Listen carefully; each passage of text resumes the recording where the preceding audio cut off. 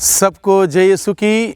प्रिय दर्शकों, आज के दिन में मैं एक नया और ख़ास वचन लेकर आया हूँ और ये वचन खास करके विवाह करने वालों के लिए है, विवाह किए वालों के लिए है। बहुत ही लाभदायक है, बहुत ही उपयुक्त है और एक प्रकार से वैवाहिक जीवन में सुख के साथ, आनंद प्रेम के साथ जीने के लिए एक टॉनिक है। इसलिए हम आज के दिन में इस वचन को सुने। ये वचन लिया गया है एफिसियों के नाम के पत्र अध्याय 5 पद संख्या 21 से आगे का वचन है। यहाँ पर लिखा है, हम मसीह के प्रति श्रद्धा रखने के कारण एक दूसरे के अधीन रहें। पत्नी प्रभु जैसे अपने पति के अधीन रहें। पति उसी तरह पत्नी का शीर्ष है, जिस तरह मसीह कलीसिया के शीर्ष हैं और उसके शरीर के मुक्तिदाता। जिस तरह कलीसिया मसीह के अधीन रहती है, उसी तरह पत्नी को भी सब बातों में अपने पति के अधीन रहना चाहिए। पतियों, अपनी पत्नी को उसी तरह प्यार करो जिस तरह मसीह ने कलीसिया को प्यार किया। उन्होंने उसके लिए अपने को अर्पित किया, जिससे वह उसे पवित्र कर सके और वचन तथा जल के स्नान द्वारा शुद्ध कर सके, क्योंकि वह एक ऐसी कलीसिया अपने सामने उपस्थित करना चाहते थे जो महिमामय हो, जिसमें ना दाग हो, ना झुर्री हो और ना कोई दूसरा दोष, जो पवित्र और निष्कलंक हो। तो भाइयों बहनों, हम आज के दिन में प्रभु के इस वचन पर मनन चिंतन करें। ये प्रसंग मैंने आपके सम्मुख इसलिए रखा, इस प्रसंग में शादी के लक्ष्य को, उद्देश्य को यहाँ पर इस वचन के द्वारा प्रकट किया गया है। तो मैं आप सभी लोगों से सबसे पहले ये सवाल करना चाहता हूँ, मुख्य रूप से जो शादी करने वाले हैं, जिन्होंने शादी की है, मैं ये सवाल करना चाहता हूँ। हालांकि मैंने इस सवाल में हर बार जब किसी की शादी होती है, शादी के प्रवचन में मैं सवाल करता हूँ शादीशुदा लोगों से, शादी करने वालों से, कि आप क्यों शादी कर रहे हैं। कोई उत्तर नहीं देता सिवा मुस्कुराने के, कोई उत्तर नहीं देता। शादी किए हुए लोग एक दूसरे को देख के मुस्कुराते हैं, शादी करने वाले लोग हल्का सा देखते हैं सिर मोड़ के, लेकिन उत्तर कोई नहीं देता है। मुझे पता नहीं क्यों नहीं देते, क्या उन्हें मालूम नहीं कि क्यों वो शादी कर रहे हैं, या फिर उनको डर लगता है कि हम क्या बताएं। जो भी है, आज के दिन में इस माध्यम से आप सबों से मैं ये सवाल करना चाहता हूँ, जो शादी करने वाले हैं, शादी किए हैं, उन सबों से सवाल है, what is the purpose of marriage. शादी विवाह का मकसद क्या है, लक्ष्य क्या है। सोचें इस बात पे। कई बार लोग बोलते हैं हाँ शादी क्यों की, हाँ यूं ही कर दी। लोगों को स्पष्ट नहीं है। जब आप स्पष्ट नहीं हैं, इतनी बड़ी जिम्मेदारी कैसे ले सकते हो, कैसे निभा सकते हो। You need to be very very clear in your mind. जब तक आप स्पष्ट नहीं हो अपने मन में, अपने लक्ष्य को लेकर, अपने उद्देश्य को लेकर, तब तक आप सुरक्षित नहीं हो, कहीं ना कहीं गड़बड़ी होगी। इसलिए इस बात को स्पष्ट तरीके से समझ लें। विशेष रूप से शादी करने वाले इस बात को समझ लें, जब आपको लक्ष्य पता नहीं है, पर्पस पता नहीं, द पर्पस ऑफ मैरिज आपको पता नहीं, तो आप कैसे उस शादी रूपी उस सागर में छलांग लगाओगे, डूब जाओगे। इसलिए जानना बहुत ही ज़रूरी है। यहाँ पर लिखा है what is the purpose of marriage. यहाँ पर लिखा है, और जिस्ट मैं आपके सामने पढ़ के सुनाता हूँ। जिससे, यानी कि शादी लड़का लड़की से, लड़की लड़का से इसलिए करते हैं जिससे वह उसे पवित्र कर। अब इस बात को वैवाहिक जीवन के अंतर्गत हम समझें। यहाँ पर पवित्र करने के लिए, यानी कि जिससे लड़का लड़की को पवित्रता में रखें, लड़की लड़का को पवित्रता में रखें, वैवाहिक जीवन के अंतर्गत। कैसे, आगे लिखा है यहाँ पर, वचन तथा जल के स्नान द्वारा शुद्ध कर सकें। कैसे पवित्र बनाए रखना, वचन हर दिन पढ़ते हुए, क्योंकि वचन शुद्ध करता है। प्रभु का वचन हमें बताता है, यूहन्ना का सुसमाचार अध्याय 15 में पद संख्या 3 में प्रभु कहता है, जो शिक्षा, जो वचन मैंने तुम्हें सुनाया, उसके द्वारा तुम शुद्ध हो गए हो। इसलिए पति को चाहिए कि अपनी पत्नी के लिए वो प्रार्थना करें, वचन सुनाएं, वचन के द्वारा उसको शुद्ध करें। पत्नी को चाहिए पत्नी अपनी पति को ईश्वर का वचन सुनाएं। नाराज़ हुई होने के बाद बहुत कुछ सुनाती होगी, नाराज़ होने पर, गुस्सा होने पर पति भी पत्नी को बहुत कुछ सुनाता होगा। उससे ना पति को कुछ लाभ होगा ना पत्नी को कुछ लाभ होगा। अगर लाभ होगा ईश्वर का वचन सुनाने से, ईश्वर के वचन सुनाने के बाद प्रार्थना करने से, यानी कि पत्नी को चाहिए कि पति के लिए प्रार्थना करे हर दिन, ताकि वो उस शुद्धता में बना रहे। पति को चाहिए कि पत्नी के लिए प्रार्थना करें ताकि वो वैवाहिक जीवन का व्रत को अटूट रखें, पवित्रता में बने रहें। ये लक्ष्य है। यानी कि ईश्वर ने संसार की शुरुआत से ही इस कार्य का आरंभ किया। आदम हेवा को रचते हुए उन्हें आशीष देते हुए कहा, फलो फूलो संसार भर में फैल जाओ, और सब कुछ उनके अधीन कर दिया। उसका लक्ष्य यह है कि मनुष्य अकेला ना रहें, अनाथ ना रहें, बल्कि एक दूसरे का सहयोगी बने। अगर मान लो लड़के में 50% कमियां हैं तो 50% जो खूबियां हैं लड़की में वो इसको कंप्लीट कर देगा, 100% कर देगा। मान लो लड़के में 50% कमियां हैं, लड़के के अंदर जो 50% खूबियां हैं वो लड़के को 100% कर देगी। यह है लक्ष्य, यह है उद्देश्य। ये नहीं कि तुम में ये कमी है, तुमने ये कर दिया, तुमने ये बोल दिया, वहाँ पर लड़ाई झगड़ा नहीं। ये एक दूसरे का सहयोगी बनकर एक सुंदर प्यार भरा जीवन बिताने के लिए ईश्वर ने वैवाहिक जीवन की शुरुआत की, इस संस्कार का अनुष्ठान किया। इस बात को समझें, शादी करने वाले, शादी किए हुए लोग इस बात को समझें। द पर्पस ऑफ मैरिज सही बड़ी भांति हम समझें। इसलिए प्रभु का वचन कहता है, पति का कर्तव्य पत्नी के प्रति वचन तथा जल के द्वारा शुद्ध करने के लिए। जल यानी कि पवित्र आत्मा, जल यानी कि पवित्र आत्मा ये पवित्र कर सके। कैसे? जिससे वह उसे पवित्र कर सके। पति पत्नी को, पत्नी पत्नी को कैसे पवित्र करें? वचन के द्वारा और जल के स्नान के द्वारा शुद्ध कर सके। जल का स्नान यानी कि पवित्र आत्मा का अभिषेक हर दिन होना चाहिए। जिसके जीवन में पवित्र आत्मा का अभिषेक होगा वहाँ पर किसी प्रकार के अपवित्र सोच नहीं आएगा, अपवित्र विचार नहीं आएगा, अपवित्र कार्य नहीं होगा। और ये बहुत ही ज़रूरी है विवाह संस्कार के अंतर्गत, किसी प्रकार से अपवित्रता वहाँ पर ना आए। अपवित्र सोच, अपवित्र कार्य या अपवित्र योजना या अपवित्रता का कोई षड्यंत्र ये नहीं होना चाहिए। ये सारी बातें फूट डालती हैं वैवाहिक जीवन में।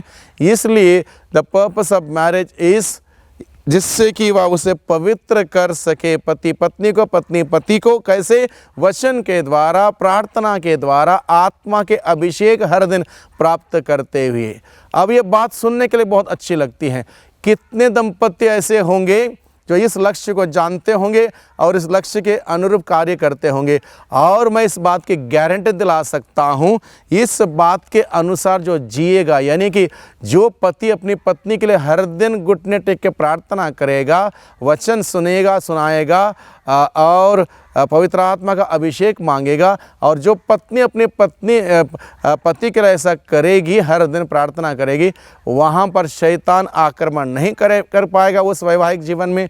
वहाँ पर लड़ाई झगड़ा नहीं होंगे, वहाँ पर क्लेश नहीं होंगे। यहाँ पर ये मेरा है वो तेरा है नहीं होगा, ये हमारा है, ये ऐसी भावनाएं आएंगी, ये हमारा घर है, ये हमारे हम पैसे हैं, ये हमारे हैं, हमारा होगा।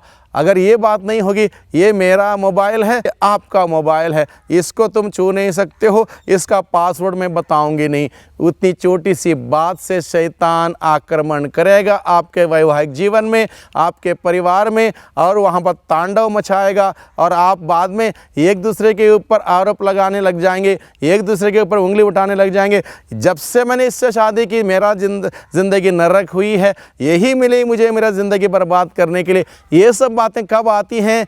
जब हम लोग इस बात पर ध्यान नहीं देते, द पर्पस ऑफ मैरिज पर ध्यान नहीं देते। पर्पस ऑफ मैरिज मैंने जैसे कि यहाँ पर पढ़ के सुनाया, जिससे शादी एक दूसरे के साथ इसलिए करते हैं जिससे वह उसे पवित्र करें, वचन उनके जीवन में हमेशा रहे, प्रार्थना उनके जीवन में हमेशा रहे, पवित्र आत्मा का अभिषेक उनके जीवन में हमेशा रहे, और ये 3 कार्य नियमित रूप से हर दिन हम करेंगे, तब पति पत्नी जो भी शेयरिंग करेंगे एक दूसरे की बातों को, विचारों को, चीज़ों को, जो कुछ भी शेयरिंग करेंगे वहाँ पर केयरिंग होगा।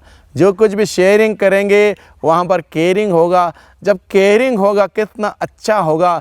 पति ने आके पत्नी से बताया, देखो आज ऑफिस में ये तकलीफ़ हुई है, परेशानी हुई है, दिक्कत में थक गया हूँ, वो है ये है, पति ने बता दिया और पत्नी ने बहुत अच्छी तरह से सुना, उसका केयरिंग किया। चलो जी कोई बात नहीं, आप बैठिए, मैं गर्म पानी लेके आता हूँ, गर्म कॉफ़ी या चाय लेके आती हूँ, अच्छा खाना बना के खिलाती हूँ, चलो आप आराम करो। 2 शब्द, प्यार भरे शब्द जब पति घर आता है, पत्नी ने कह दिया, उसकी सारी थकावट उतर जाएगी, उसके अंदर एनर्जी बूस्टअप हो जाएगी और उसके अंदर प्यार उमड़ पड़ेगा अपनी पत्नी के प्रति। उसी प्रकार से पति घर आके अपनी पत्नी के दिन भर के काम की सराहना करेगा, उसकी तारीफ़ करेगा और पत्नी की थकावट उतर जाए, कितना अच्छा लगेगा। यह है केयरिंग हो, एक दूसरे के साथ ये केयरिंग हो। जब शेयरिंग होते हैं इस प्रकार का केयरिंग जहाँ मिसिंग है, वो शादी में हमेशा बोरिंग रहेगा, वो शादी बोरिंग रहेगा। इसलिए बहुत सारे लोग केयरिंग करना नहीं जानते हैं, शेयरिंग तो कर लेते हैं। और शेयरिंग कहाँ? पति पत्नी के साथ मात्र अपने वैवाहिक जीवन की बातें, पत्नी पति के साथ मात्र। ये नहीं कि अगर पत्नी अपने मायके वालों को सारी बात बता दे पति के बारे में और पति अपनी बीबी के बारे में दुनिया भर के लोगों को बता दे, वहाँ पर शेयरिंग ही ख़त्म हो गई तो केयरिंग भी ख़त्म हो गई, वहाँ पर रहेगा बोरिंग। और ये बोरिंग कितना खतरनाक होगा ये हर व्यक्ति जानता होगा, जिसके जीवन में ऐसा बीतता है वो जानता होगा कितना खतरनाक है। शादी के 2 साल 3 साल बहुत आनंद के समय होता है। मैंने बहुत सारे दंपतियों से बात की या खुद ही वो मुझे फ़ोन करके शेयर करते हैं अपने कष्टों को, अपने पीड़ाओं को। 3 साल हो गए शादी के, 4 साल हो गए, अब उनका डिमांड क्या है, मुझे ये शादी नहीं चाहिए, मैं छोड़ना चाहता हूँ या छोड़ना चाहती हूँ, ये वैसा है, ये ऐसा है, या ऐसा है। याद रखें, इस धरती पर कोई भी इंसान परफेक्ट नहीं है, हर इंसान के अंदर कमियां हैं। इसलिए ईश्वर ने आप दोनों को अपनी महती दया और आदि अनादि योजना के तहत आप दोनों को विवाह संस्कार में इसलिए जोड़ा कि ये जोड़ा सही सलामत बैठेगा। इसलिए आप एक दूसरे को समझें, एक दूसरे की भावनाओं को समझें, एक दूसरे के विचारधाराओं को समझें, एक दूसरे की सोच को समझें। ये आपका होमवर्क है। अगर आप अपना होमवर्क नहीं करेंगे दूसरे किसी को ब्लेम नहीं कर सकते। इसलिए इस बात को हम समझें, the purpose of marriage is to make other person holy and to make that person to live in the presence of God। और उसके लिए हमें ईश्वर का वचन पढ़ना है, पवित्र आत्मा का अभिषेक पाना है, शेयरिंग करना है, केयरिंग करना है, एक दूसरे का ध्यान रखना है, ख्याल रखना है, अप्रिशिएट करना है। छोटी छोटी बातों के लिए आप तारीफ़ करें। कमियां हम बहुत आसानी से ढूंढ लेते हैं, उंगली जल्दी उठा लेते हैं, आवाज़ ऊँची आराम से कर लेते हैं, कोई भी कर लेता है। लेकिन अच्छी बातें हम सीखें, हम तारीफ़ करें, एक दूसरे के अप्रिशिएट करें छोटी छोटी बातों के लिए। और सहन शक्ति बहुत ही महत्वपूर्ण है। सहन शक्ति, बर्दाश्त करना, एक दूसरे को सहन करना है, ये बहुत ही ज़रूरी है। मैंने एक बार एक किस्सा सुना था, हमारे पूर्व राष्ट्रपति APJ अब्दुल कलाम जी का एक किस्सा सुना था। तो एक बार ऐसा हुआ कि उनकी पत्नी ने जो रोटी बना के दी वो जली हुई थी। तो उसका बेटा उनके साथ बैठा हुआ था और जब ये जली हुई रोटी को APJ अब्दुल कलाम जो खा रहे थे तो बेटा देख रहा था। बेटे ने पूछा, पापा आपको ये जली हुई रोटी अच्छी लगती है? तो उसने कहा, हाँ अच्छी लगती है, क्योंकि तुम्हारे मम्मी ने बड़े प्यार से बनाई ना, इसलिए मुझे अच्छी लगती है। तुम्हारे मम्मी ने बहुत मेहनत से प्यार से बनाई, इसलिए मुझे बहुत अच्छी लगती है। अगर वहीं पर, एक उदाहरण है, वहीं पर अगर ये बोलता ये क्या बना रखा है, या जला दिया, रोटी उठा के फेंक देता, घर में तांडव होता, घर में महाभारत होता। बर्दाश्त करना सीखें। वैवाहिक जीवन में ये बहुत ही ज़रूरी है। छोटी छोटी बातों को लेकर बर्दाश्त करना और उस बात को समझना आपकी प्रॉब्लम सॉल्व है। अगर आप कोई फैक्ट्री नहीं है कि परफेक्ट इंसान को लाके रखा या परफेक्ट इंसान के साथ आपने शादी की सब कुछ बढ़िया होगा, नहीं। आप कोई फैक्ट्री के कोई सामान खरीद के नहीं लाए। आप इंसान जो दुर्बलता से भरा हुआ है, कमी कमजोरी से भरा हुआ इंसान से आपने शादी की ताकि आपकी 50% कमियां उसके 50% अच्छाई से पूर्ण हो, उसकी 50% कमियां तुम्हारी 50% अच्छाई से पूर्ण हो। तब जाके दो नहीं एक होना मतलब ये है। दो नहीं एक होने का मतलब यह है, एक मन एक हृदय होने का मतलब यह है। जब ऐसा होगा तब क्या होगा, आगे लिखा है, क्योंकि वह एक ऐसी कलीसिया अपने सामने उपस्थित करना चाहते थे। ये प्रभु यीशु की बात बताई है, क्योंकि विवाह जीवन को कलीसिया और प्रभु यीशु के साथ कंपेयर करते हुए, जोड़ते हुए इसको समझाया है। क्योंकि प्रभु यीशु में से ऐसा क्यों करना चाहते थे, क्योंकि वह एक ऐसी कलीसिया अपने सामने उत्पन्न करना चाहते थे, उपस्थित करना चाहते थे, जो महिमामय हो, जिसमें ना दाग हो, ना झुर्री हो, ना कोई दूसरा दोष, जो पवित्र और निष्कलंक हो। अगर प्रभु ने कलीसिया को इस प्रकार से पवित्र, निष्कलंक, दाग से, झुर्री से मुक्त करने के लिए ये सब किया, अपने को समर्पित किया, त्याग तपस्या किया, अपने लहू की कीमत से लोगों खरीदा, ये सब इसलिए किया ताकि हर प्रकार का दोष, हर प्रकार का कलंक, दाग, झुर्री सब हट जाए। वैवाहिक जीवन में भी यही होना है, यही होना है। तो पति की जिम्मेदारी है प्रभु यीशु के भांति, प्रभु यीशु ने कलीसिया से जैसा प्यार किया वैसे पति अपनी पत्नी से प्यार करें, बर्दाश्त करें, सहें, कष्ट उठाएं, प्रार्थना करें, घुटने टेकें, प्रभु को समर्पित करें, अपनी पत्नी को, अपने बच्चों को, अपने परिवार को। यह ज़रूरी है, अन्यथा नहीं होगा। उसी प्रकार से पत्नी करें पति के लिए, बच्चों के लिए, तब जाके ये परिवार बना रहेगा, आनंद से, खुशियों से आगे बढ़ेगा, तरक्की करेगा। इसलिए ये है उद्देश्य, ये है पर्पस शादी का। और याद रखिए, शादी दो लोगों के बीच में नहीं होती है, तीन लोगों के बीच में होती है, और तीसरा व्यक्ति है स्वयं प्रभु यीशु मसीह। प्रभु यीशु मसीह को अपने वैवाहिक जीवन में कभी ना भूलें, कभी अलग ना करें, कभी प्रार्थना ना टालें, कभी उसका वचन ना टालें। उसको हमेशा अपने वैवाहिक जीवन में रखें, और प्रभु की आशीष बहते झरने के भांति आपके जीवन में, आपके पारिवारिक जीवन में, आपके बच्चों के जीवन में हमेशा बहते झरने के भांति आती रहेगी।